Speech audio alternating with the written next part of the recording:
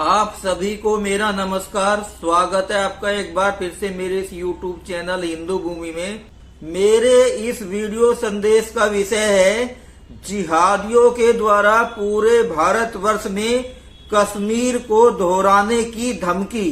जैसा कि आप सभी को विभिन्न मीडिया चैनल अथवा सोशल मीडिया के प्लेटफॉर्म के द्वारा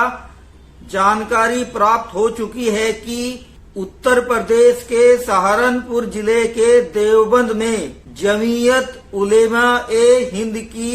मीटिंग के दौरान मौलाना महमूद मदनी ने हिंदुओं को खुलेआम धमकी दी है कि जिन लोगों को हमारा मजहब पसंद नहीं है वो देश को छोड़कर कहीं और चले जाएं। साथ ही उन्होंने हिंदुओं को साफ साफ इशारा कर दिया है कि ये देश अब हमारा है और शरीयत में किसी भी प्रकार का दखल मंजूर नहीं होगा। मीटिंग के दौरान उन्होंने हिंदुओं को साफ साफ धमकी दी है कि यदि तुम्हें हमारा मजहब बर्दाश्त नहीं है तो तुम इस देश को छोड़कर कहीं और चले जाओ। यहाँ पर मैं आपकी जानकारी के लिए बताना चाहूंगा कि जैसा कि मौलाना महमूद मदनी ने हिंदुओं को साफ साफ इशारा कर दिया है कि यदि आपको हमारा मजहब बर्दाश्त नहीं है तो तुम इस देश को छोड़कर कहीं और चले जाओ। आप ध्यान दीजिए कि कुछ इसी तरह के नारे 1990 में कश्मीर में लगे थे और वो नारे क्या थे? वो नारे ये थे कि हिंदुओं कश्मीर छोड़ दो और अपनी बहू बेटियों को यहीं छोड़ दो। हमें कश्मीर तो चाहिए लेकिन हिंदू पुरुषों के बिना और हिंदू महिलाओं के साथ। उन नारों को वहां पर अल सफा जैसे अनेक अखबारों ने अपने मुख्य पृष्ठ पर प्रमुखता से छापा था। उसके बाद सबको पता है कि कश्मीर में हिंदुओं के साथ क्या हुआ। उनको बुरी तरह से काटा गया, कुछ वहां से जान बचाकर भाग आए और जो भी हिंदुओं की बहू बेटी उनके हाथ आई उनका बलात्कार किया गया और बलात्कार करने के बाद उनके प्राइवेट पार्ट को काटा गया। कश्मीर में जिहादियों के द्वारा हिंदुओं पर धोखे से अचानक आक्रमण के कारण लाखों कश्मीरी हिंदू मारे गए, बहुत सारी हिंदू बहू बेटियों का बलात्कार हुआ और लगभग 5 लाख कश्मीरी हिंदुओं को पलायन के लिए मजबूर होना पड़ा, जो देश के विभिन्न भागों में विस्थापित हुए, जिनमें से अधिकांश आज भी दिल्ली में शिविरों में रह रहे हैं। मौलाना महमूद मदनी का बयान उस दौर की याद दिलाता है जब 1946 में पाकिस्तान को बनाने के लिए धमकी देते हुए मोहम्मद अली जिन्ना ने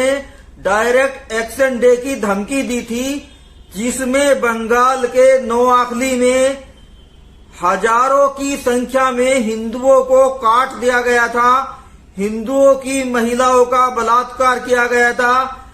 यहाँ तक कि हिंदुओं की महिलाओं के प्राइवेट पार्ट को काट दिया गया था। हिंदुओं के छोटे छोटे मासूम बच्चों को हवा में उछालकर भाले की नोक पर रोक दिया जाता था ताकि वो मासूम बच्चे भाले से पूरी तरह से बिंध जाएं। उस हालात में हिंदू महिलाओं की स्थिति यह थी कि वो यह भी नहीं सोच पा रही थी कि वो अपने बलात्कार होने पर रोएं, अपने पति की हत्या होने पर रोएं या अपने छोटे छोटे मासूम बच्चों की दर्दनाक हत्या पर रोएं। डायरेक्ट एक्शन डे की ये घटना 1946 की है, जो बंगाल के नोआखली में घटी थी, जिसमें जिहादियों यानी मुसलमानों ने हिंदुओं पर धोखे से आक्रमण किया था। क्योंकि आज मुसलमानों को लगने लगा है कि भारत में उनकी आबादी लगभग 30% के आसपास हो चुकी है और उनका सोचना है कि जब 1947 में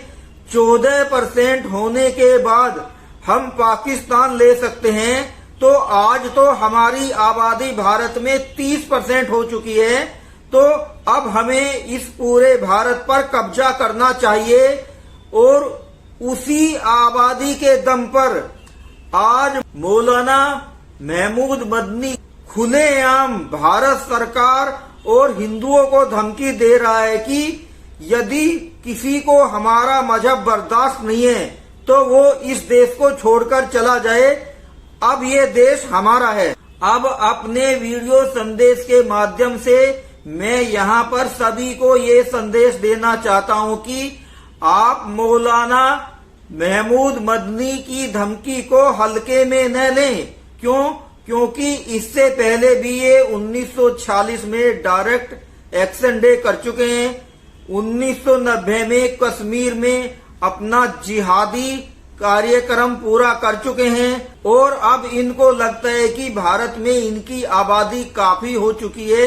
तो अब ये भारत में केंद्रीय सत्ता के कमजोर होने का इंतजार कर रहे हैं। जिस दिन इनको लगेगा कि भारत में केंद्रीय सत्ता कमजोर हो गई है,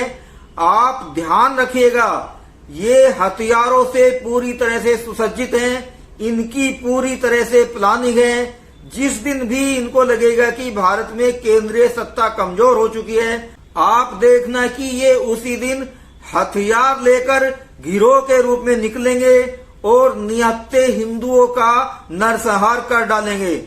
मैं विभिन्न मीडिया चैनलों और सोशल मीडिया के प्लेटफॉर्म पर देख रहा हूं कि अधिकांश हिंदू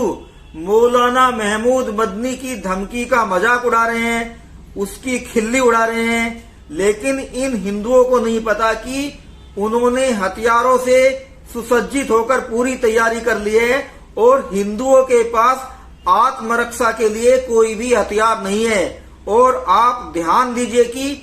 जब भी जिहादी हिंदुओं पर आक्रमण करते हैं तो उस आक्रमण में हमेशा ही हिंदू मारा जाता है। क्योंकि ये जिहादी गिरोह हथियारों से सुसज्जित होते हैं और हिंदुओं के पास में कोई हथियार नहीं होता, यानी कि वो निहत्थे होते हैं और अपनी सुरक्षा के लिए पूरी तरह से प्रशासन और पुलिस पर निर्भर होते हैं। ध्यान दीजिए कि दिल्ली दंगों के दौरान आपने देखा होगा कि जब ये जिहादी भीड़ के रूप में हमला कर रहे थे तो दिल्ली पुलिस भागती हुई दिखाई दे रही थी, यहाँ तक कि दिल्ली पुलिस को अपनी सुरक्षा करने का अवसर नहीं मिल रहा था। वीडियो संदेश के अंत में मैं हिंदुओं से प्रार्थना करना चाहूंगा कि वो मौलाना महमूद मदनी की धमकी को हल्के में न लें और अपनी सुरक्षा के लिए व्यापक इंतजाम करके रखें। मैं क्या कहना चाह रहा हूँ, आप इसको अच्छी तरह से समझ गए होंगे। मेरा ये वीडियो संदेश आपको कैसा लगा, कृपा करके आप मेरे को कमेंट बॉक्स में बताएं और यदि मेरा ये वीडियो संदेश आपको अच्छा लगा हो तो कृपा करके मेरे इस वीडियो को लाइक कीजिए, मेरे इस वीडियो संदेश को अधिक से अधिक शेयर और फॉरवर्ड कीजिए, मेरे YouTube चैनल हिंदू भूमि को सब्सक्राइब करके जुड़िए और चैनल को सब्सक्राइब करने के बाद बेल आइकन को दबाना न भूलें। मैं मिलता हूं आपसे एक नए वीडियो के साथ, एक नए संदेश के साथ। तब तक के लिए मेरा आपको जय हिंद, भारत माता की जय।